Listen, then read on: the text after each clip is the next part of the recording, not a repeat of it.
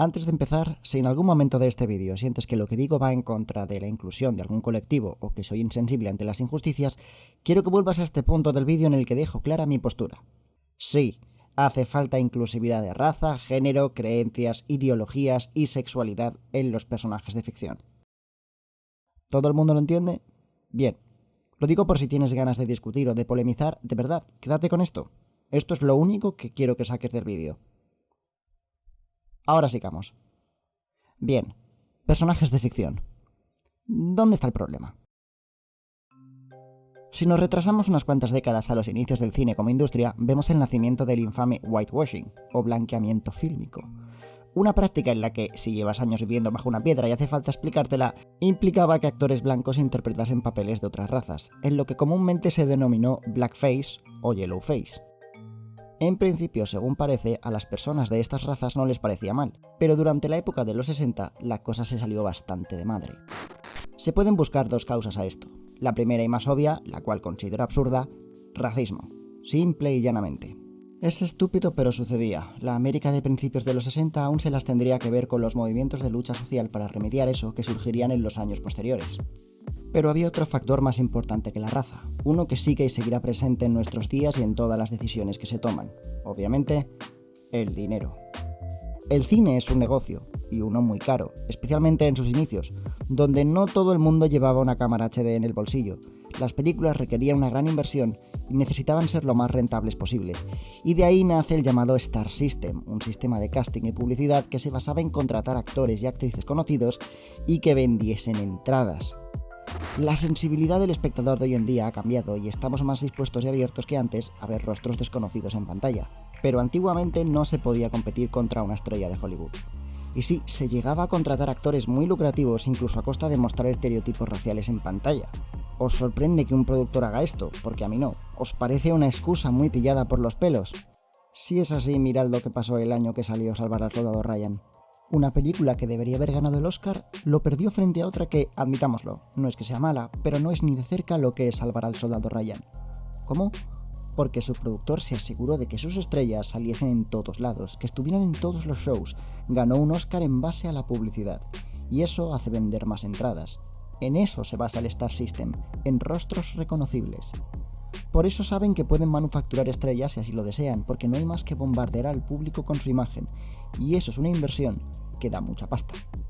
No sé si sois conscientes, pero en pleno 2019 se siguen tomando decisiones muy locas que cambian el contenido de las películas. ¿El culpable? China.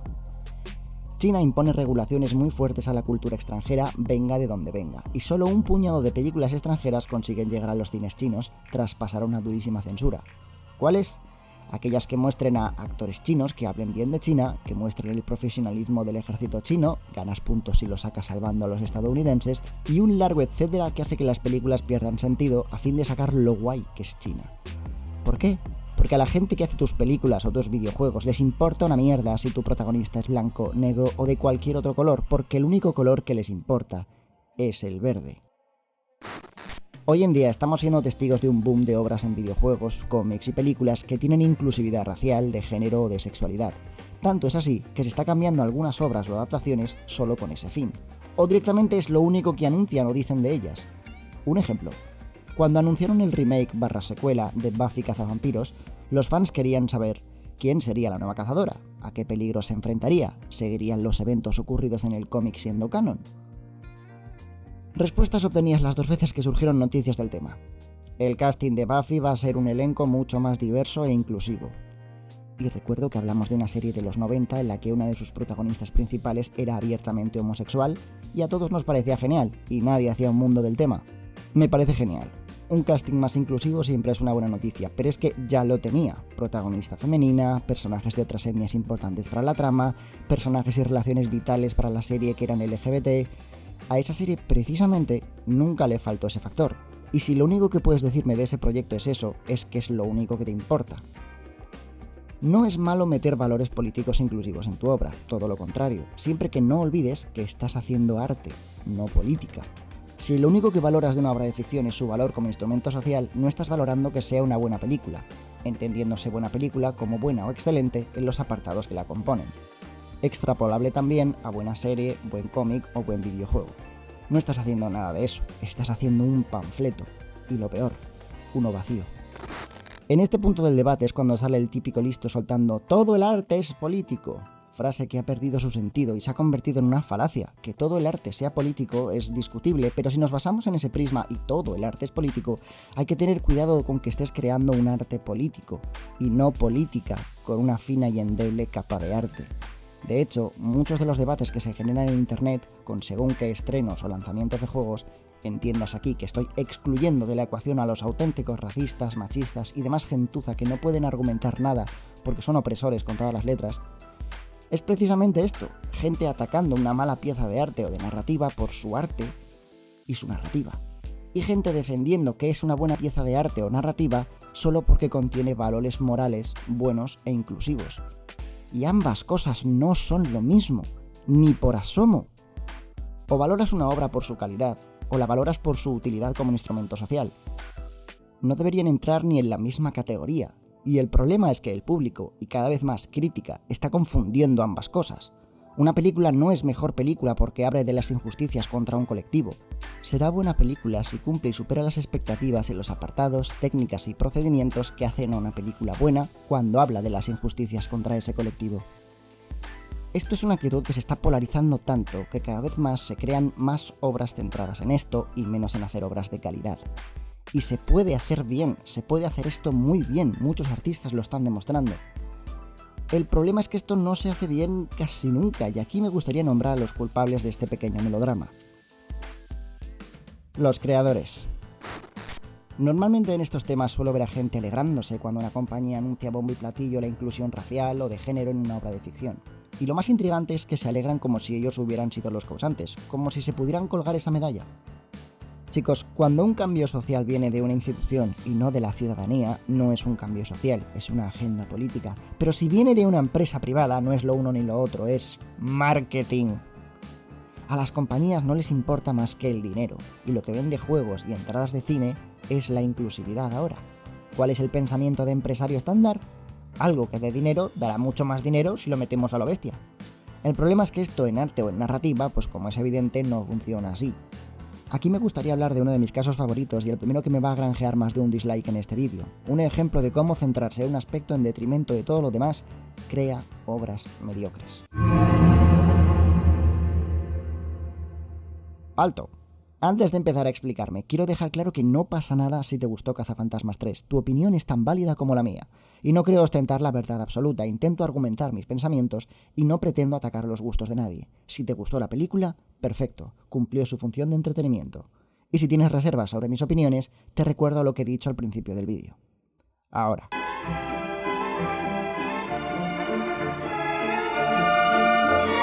No voy a hacer una reseña en profundidad de la película porque honestamente no creo que la merezca. Partamos de la base de que es una comedia, y que por ello hay personajes alocados y diálogos que intentan hacer reír, nada que objetar en esa parte.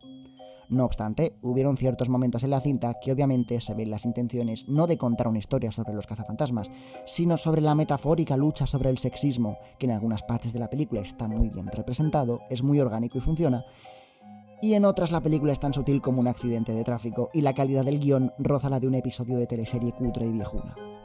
En la película original, por ejemplo, los cazafantasmas hacían sus descubrimientos en base a sus vivencias como investigadores. Incluso en la segunda hacían pruebas con el moco aquel para entender sus propiedades y a lo que se enfrentaban. En esta las protagonistas hablan de una barrera que detiene a los espíritus. ¿De dónde sale y cómo han conocido esta información? No sé.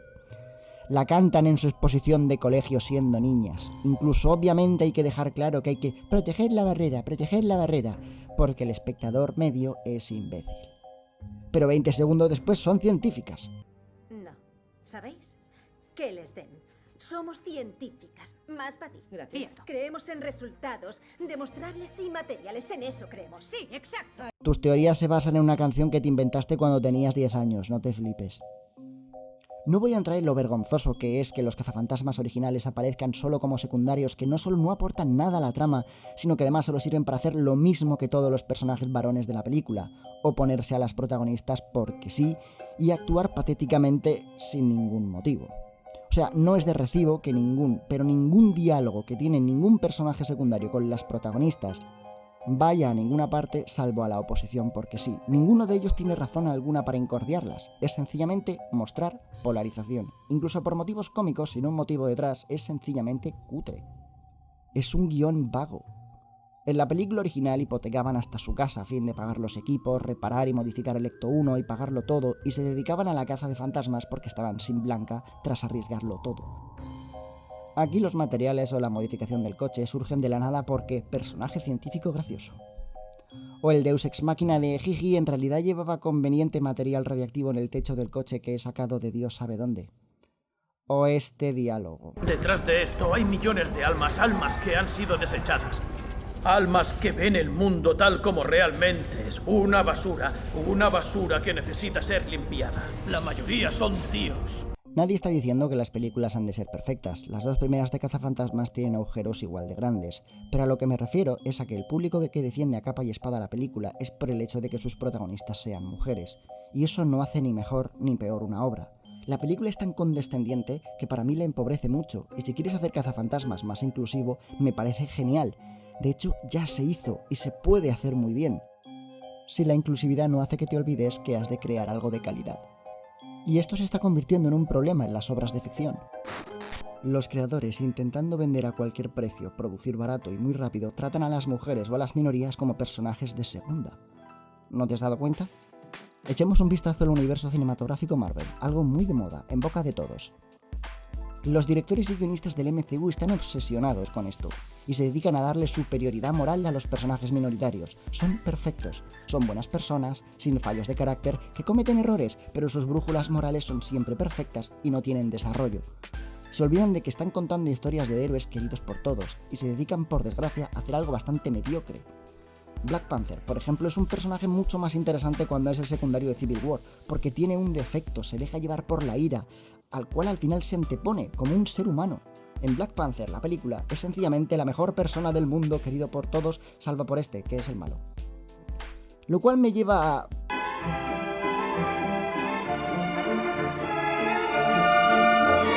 Aquí no voy a analizar la peli ni a sacarle fallos. La Capitana Marvel siempre ha sido un icono feminista, una luchadora, un auténtico símbolo, pero su adaptación cinematográfica está tan empeñada en hacerte ver que es una mujer fuerte e independiente que se olvida de lo vital de la narrativa, el drama. Pongamos por ejemplo Iron Man. Era un borracho, inmaduro, torturado por sus demonios y consiguió vencerlos. En cada película de Iron Man vemos una capa más de su personalidad, y lo que inicialmente es un playboy capullo y bebedor al que no le importa nada más que su ego, acaba siendo un héroe. Vence sus fallos y aprende a ser un héroe. Es lo que se llama desarrollo de personaje. Aquí también podríamos hablar de la primera película de Thor, pero la verdad es que tampoco es tan buena. Al ser anterior al concepto del universo cinematográfico, la verdad es que los personajes están explicados un poco a la carrera. Y aunque no es del todo mala para nada, no me parecía un ejemplo de cómo hacer bien las cosas. Pero al igual que Tony, también es un personaje que toma malas decisiones y acaba venciendo a sus demonios. Eso es lo que implica en la ficción ser un héroe, no ser capaz de vencer a cualquiera sin despeinarse. Lo primero es que la película no es tan atroz como muchos la pintan. Es entretenida, tiene buenos momentos y la acción está bien. El problema viene con sus personajes. Con la gran mayoría, pero centrándonos en la figura de la capitana, partimos de la base que está amnésica, y aunque intenten hacerte un perfil durante toda la película sobre quién es y su pasado, no hay una evolución real. Hay un intento de desarrollarla al final mostrándola como una luchadora que no se rinde, pero eso no es desarrollo porque desde el minuto 1 se establece que eso forma ya parte de su personaje. No hay un cambio de su paradigma como persona, hay solo un cambio de objetivo externo, de cambiar a los buenos por los malos y viceversa. Pero ella sigue siendo la misma persona que ha sido siempre, solo que con más información. Y lo que creo que le falta a esta película es precisamente un conflicto interno, la falta de algo que le acerque más a un ser humano real que a una diosa indestructible. Hay películas mucho peores, obviamente, pero me pareció una representación muy bidimensional de un personaje que en los cómics siempre ha dado mucho más de sí. Y es algo que me parece súper machista. ¿Por qué no darle a las heroínas un desarrollo en todos los sentidos de la palabra? ¿Por qué capar estas historias y a estos personajes convirtiéndolos en personajes planos, describibles con solo un par de adjetivos? ¿Dónde está la película que la Capitana Marvel se merece? ¿Dónde están los protagonistas de minorías construidos con riqueza como personas reales, con sus defectos? Esto es lo que se consigue con inclusividad forzada, cuando te preocupas más en voy a hacer una película de una heroína superpoderosa que no necesita ayuda de nadie, en vez de voy a hacer una película sobre la Capitana Marvel. Y esto se puede hacer bien, no solo con cazafantasmas. Hay muchas obras de ficción, de cine y videojuegos que se nota cuando hacer política no es el centro del interés del autor, y es cuando se crean los personajes y las tramas auténticamente memorables. No he hecho este vídeo porque esté en contra de la inclusión, todo lo contrario, me parece genial. Como he dicho al principio del vídeo, ojalá haya cada vez más. El mundo es diverso en razas, en géneros, en creencias y en orientaciones sexuales. Y me parece genial que la ficción refleje eso. Y si hasta aquí has entendido otra cosa, es que o no me has estado prestando atención o es que venías con ganas de bresca. Mi tesis aquí es que esto se debe hacer bien. Se debe hacer no a costa de las cosas que hacen a la buena ficción y narrativa, Y desde luego tratando a los personajes como personas tridimensionales, sin importar si son seres mágicos o extraterrestres, darles personalidad, darles defectos, cosas malas porque todos las tenemos, ver cómo lidian con esas cosas, cómo incluso superan algunas de ellas. Esos son los valores que de verdad debemos extraer de los personajes, sean quienes sean. El tema de los defectos es algo en lo que quiero hacer hincapié, y no quiero que nadie extraiga la absolutamente errónea conclusión de que abogo por mostrar a las minorías como gente horrible. Los defectos, los fallos, las cosas malas nos definen tanto como las buenas. Crear un personaje sin defectos es plano, aburrido y cansino, como crear un villano incapaz de albergar nada bueno en su interior. Los personajes más interesantes de la ficción siempre se han movido entre grises. Es lo que los define y los completa, y eso hace que nos parezcan más interesantes, sin que sus virtudes o sus defectos los definan por completo hacia un lado o al otro. El problema con esta idea es que hay una concepción errónea por parte del público. Queremos personajes de ficción a quien emular porque ya damos por sentado que al único maestro al que hacemos caso es a los medios audiovisuales. Tenemos a la pantalla como niñera y maestra tanto de nosotros como de las generaciones más jóvenes. Y eso es horrible. Tu entorno, tu familia, tu educación es la que tiene que definir la mayor parte de tus valores, no tu ocio. Porque si es al revés, tienes un problema. Y pedirle a la pantalla que cambie no es la solución. Hay que entender que ha habido protagonistas en pantalla a través de los años que han tenido sus comportamientos o defectos que muchos calificarían de censurables hoy en día. Pero por lo mismo que he dicho, que el protagonista tenga defectos o haga algo malo, no significa que lo estés promoviendo, alentando ni disculpando. Y no lo digo por disculpar comportamientos como el de Bond de Connery, sino porque forma parte de su personaje y en ningún momento el cine te está diciendo cómo debes actuar en una situación similar. La pantalla no es tu maestra. Y en serio, los defectos y ver cómo se afrontan son importantes. Un ejemplo, ahora tras la salida de la serie de The Boys, leed el cómic en el que Carnicero y Huey van a entrar a un bar gay a interrogar a alguien. Carnicero se refiere siempre a los homosexuales con términos de argot intolerante. Huey le pide que deje de hacerlo, pero a la hora de entrar a hablar con unas personas, es Huey el que tiene reparos, no Carnicero. Sencillamente entran, hablan, consiguen su información y se van. Y todo el caso gira alrededor de una persona homosexual, hasta que es el propio Huey el que se da cuenta de que todo el mundo que admite decir «oh, esa persona es gay» o «se nota que le va esto o aquello» está equivocada, que nadie tiene ni puñetera idea, que no existe un radar gay y que son personas normales y corrientes, como él. Y después se ve una evolución en el personaje. Para eso sirven los defectos, para eso sirve la intolerancia, para ver a tus personajes, que son personas como tú y como yo, enfrentarse a ella y o bien superarla, o bien aprender a vivir con ella. Tampoco es que ellos experimenten ningún cambio de vida ni de paradigma radical de la noche a la mañana. Precisamente porque tampoco es misión de un cómic o una película enseñarte valores de respeto que deberían haberte enseñado tus padres. Vamos a hablar del segundo culpable en discordia, los que se creen que todo esto está sucediendo gracias a ellos, y no al dinero. Dado que acabo de mentarlos, vamos con ello. El público. En los últimos años, especialmente gracias a plataformas como Tumblr y Twitter, Internet nos ha dado voz a todos. Y obviamente eso ya de serie se ve que es algo que va a traer problemas. Os recuerdo que esta gente tiene Twitter, que cobran más que vosotros y que su voto cuenta tanto como el vuestro. Pero infraseres aparte, en las redes sociales los movimientos de minorías ganan mucha fuerza y han ayudado a dar visibilidad a muchas injusticias y situaciones diversas alrededor del mundo que de otra forma no veríamos, y solo por eso yo creo que son algo bueno. Salvo cuando hay gilipollas dentro de esos movimientos. Y sí, si eres parte de una minoría oprimida, si eres de una raza que no es caucásica, si eres parte del colectivo LGBTI, sí, hay gilipollas dentro de tu movimiento y de tu minoría. Y no lo estoy diciendo para faltarle el respeto a nadie. Me refiero a esta gente que defiende a un movimiento, a veces incluso sin pertenecer a él, y no acepta más visión que la suya propia. no puedes hacer que un personaje diga esto, quiero que los personajes sean así o asá y cualquier otra opción implica que quieres oprimirme, etc. Imponiendo su opinión mediante la ofensa y hacerse la víctima.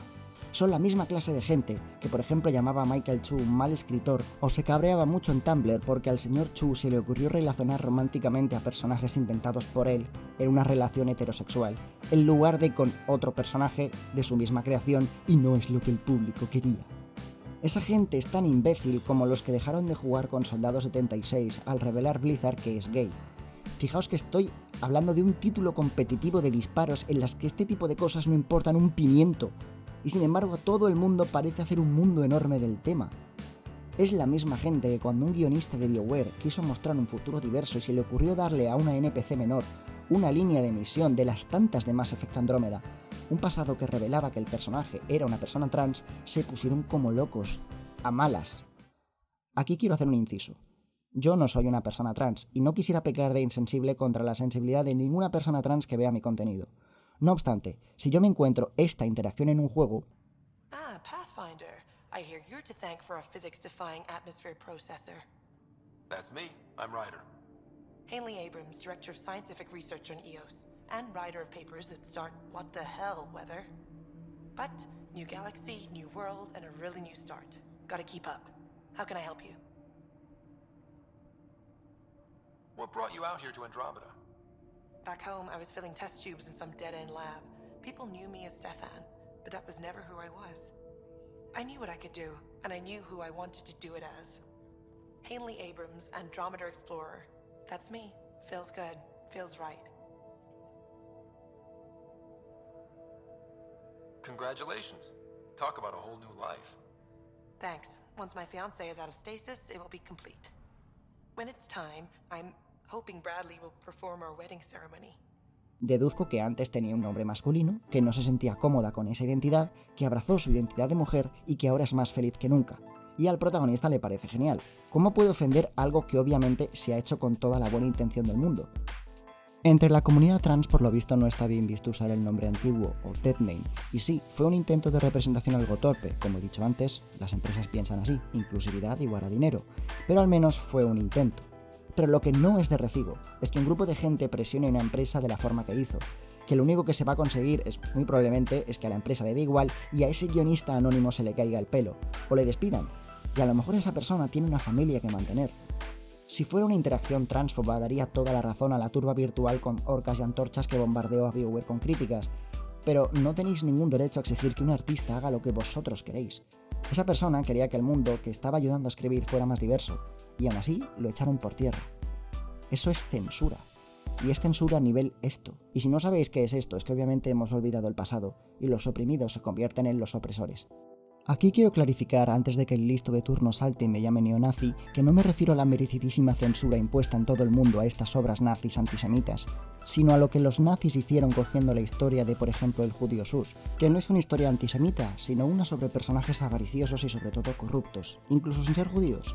Además, Oppenheimer Sus fue una figura histórica real que renegó del judaísmo y ni siquiera en su ejecución pública dio el brazo a torcer, y no aceptó convertirse al cristianismo, muriendo considerándose a sí mismo un libre pensador. Los nazis cambiaron absolutamente la historia para ofrecer una visión antisemita y pro-nazi, retorcieron las palabras de un libro y censuraron y cambiaron lo que les dio la gana para que una obra sirviese a sus intereses. Esa es la clase de censura a la que me estoy refiriendo. Es exactamente hacia dónde va esta situación, solo que con valores morales radicalmente opuestos, pero el espíritu detrás es exactamente el mismo. Y eso es contra lo que yo estoy en contra. Es llegar hasta el punto de que cuando Dream Daddy, una novela visual yaoi sobre romances con padres solteros, salió al mercado, a un artista amateur le gustó tanto el juego que se le ocurrió hacer un fanart genderbend de sus personajes. Le cayeron hasta amenazas de muerte por Twitter. Tuvo que dejar las redes sociales por ello. Los artistas no os deben nada, no tenéis derechos ninguno en sus obras de ficción. Son propiedad de personas o empresas privadas. Los derechos nos los dan los gobiernos, y esta no es forma de hacer las cosas. No es así como se logra un cambio real. Solo continuar con un debate y dar armas a los putos fachas, a los homófobos o a los machistas o a los racistas para que argumenten idioteces en contra de la lucha legítima por conseguir un cambio de mentalidad representativo. Y esto se está extendiendo a otros personajes, volviendo por ejemplo al mundo del cómic. Marvel nunca ha sabido ser tolerante. Hay una creencia entre Marvel, y en este caso el público, sobre la legitimidad de personajes, que me parece ridículo. Iniciándose, por ejemplo, ¿por qué no puede ser la antorcha humana afroamericano? No es que la antorcha humana no pudiese ser afroamericano, ni mucho menos. Será lo que la empresa quiera. Es la creencia de que en lugar de crear un nuevo héroe, un nuevo personaje interesante para llenar un hueco o expandir el universo, se ha de quitar al anterior para aprovechar su nombre y vender al nuevo. Ya sabéis, porque crear un nombre de cero y tener que currárselo y construir un personaje como Dios manda es mucho trabajo. Es la moda de cambiar personajes para vendérselos a las minorías, en lugar de expandir los mundos y las franquicias. Más héroes gays aparte de Midnighter y Apollo se ha hecho, joder, Wiccan y Hulkling, Jóvenes Vengadores, un cómic genial, recomendadísimo, leedlo por favor.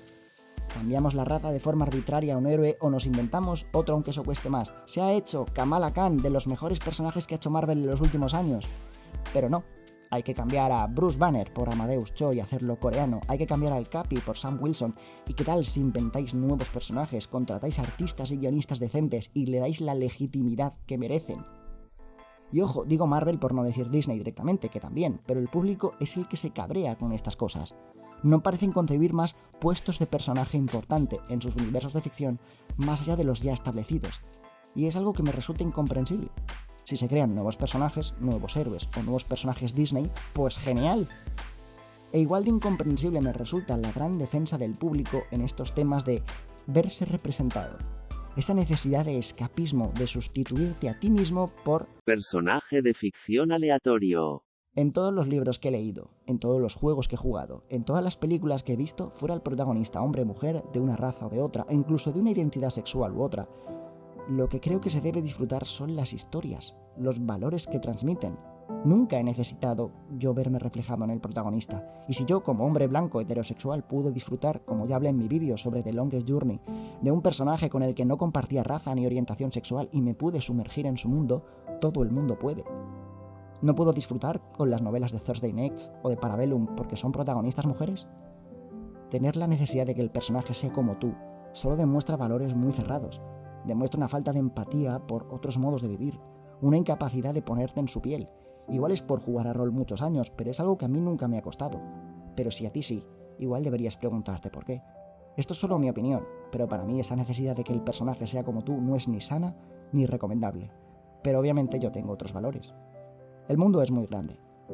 Hay muchas formas de vivir, de sentir, de amar, y a mí me encantaría verlas en pantalla, en libros, en cómics, en la cultura que consumo, pero sin que ello implique que las obras bajen de calidad y solo sean entretenimiento vacío y barato de realizar.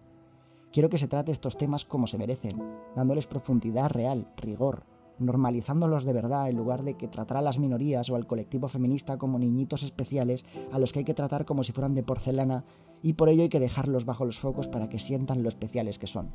Son personas, como tú y como yo, y el arte no se debería ver afectado por las inseguridades o deseos sociales del público, sino de los del artista, y su palabra debería ser la única que contase. Así que, tras todo este rollo, ¿cuál es mi conclusión? Bueno, no es nada especial. Intenten ser amables, no coman grasas, lean un libro de vez en cuando, den algunos paseos y vivan en paz y armonía con las gentes de todos los credos y naciones. Yo quiero ver un mundo de gente unida sin que nadie sea más que nadie. Un mundo feminista, en el que da igual si un personaje es hombre o mujer y se les trate de igual forma, de tu raza o de otra, de tu sexualidad o de otra. Porque no debería ser el centro de atención, ni lo que vende la obra. Eso es prostituir el movimiento, o peor, disminuirlo convirtiéndolo en un producto que puedas vender. No debería ser ni anecdótico, si la obra no va expresamente de estos temas, claro está. Y creo que cuando se alcance ese punto, cuando todo el mundo deje de gritar, cuando dejemos de debatir de política y empecemos a debatir de arte, es cuando veremos las grandes obras que están por llegar, las que creo que permearán el tejido de la sociedad, las que harán abrir los ojos, las que hacen crecer a niños con valores correctos, porque ya se está haciendo, ya hay grandes pequeños pasos. A ver si conseguimos dar el resto bien.